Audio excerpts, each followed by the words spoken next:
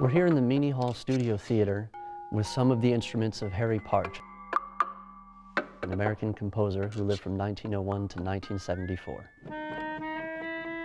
They arrived at the University of Washington last November, and we're here right now on a 2-year residency.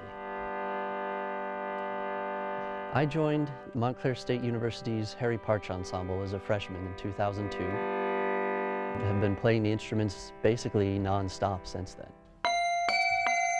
I work here maintaining and repairing the instruments, promoting and putting on concerts, and teaching students how to perform Partch's music.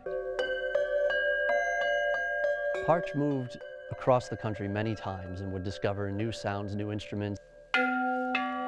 People would give him gifts of things they thought he might like to have. So a lot of the instruments came out of materials that he was around, sounds that he was inspired by. The first instrument Partch invented was in the early 1930s, and he continued to write music, build instruments, invent instruments, rebuild older instruments up until right near his death in the 70s. More than 50 instruments in total. This is Harry Partch's Chromelodeon II, and is an adapted reed organ where he took all of the pieces inside, removed them, and put in reeds that were tuned to his system of just intonation. The human voice is really Partch's most important instrument.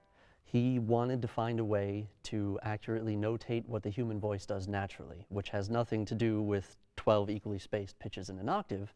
It's about inflection, it's about emotion, and so he wanted to find instruments that have really tiny intervals like this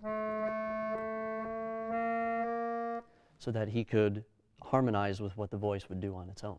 This is the Mazda marimba, a collection of light bulbs with the insides removed that Partch tuned to pitches in his system.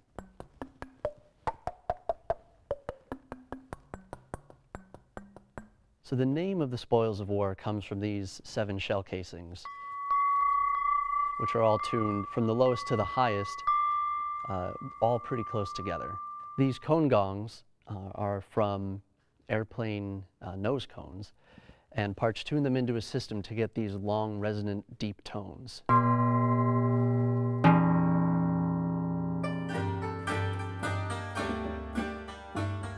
My name is Josh Archibald Cipher. I'm a third-year doctoral candidate in music composition. I became interested in Harry Partch's music when I realized we had the instruments living here at UW.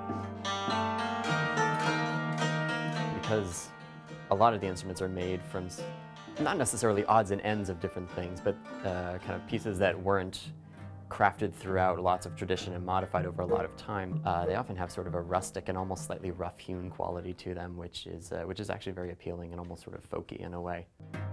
I am Kaylee Lane Eaton. I am a first-year doctoral student in composition here. I wanted to be a part of this because I come to composition from a background of performing. I'm a vocalist, but I'm sort of a multi-instrumentalist, and I've played a lot of different crazy instruments. So when I saw that there was an opportunity to play these after I found out that they were going to be here, there's a lot of moving. It's very choreographed, which is really awesome to me. I love having something that physical to do when I'm performing.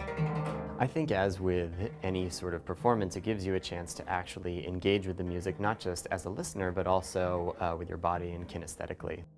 That's something that's very important, I think, to a lot of Partch's ideology in his music. On May 11th, there's a talk in Meany Hall where I'll be demonstrating more instruments than you see here, and we'll have a couple of short pieces played. May 26th, there's a larger performance here in the Studio Theater featuring UW students and faculty. And then the following evening, there's a percussion concert, and again, one of Partch's pieces will be played on that, May 27th.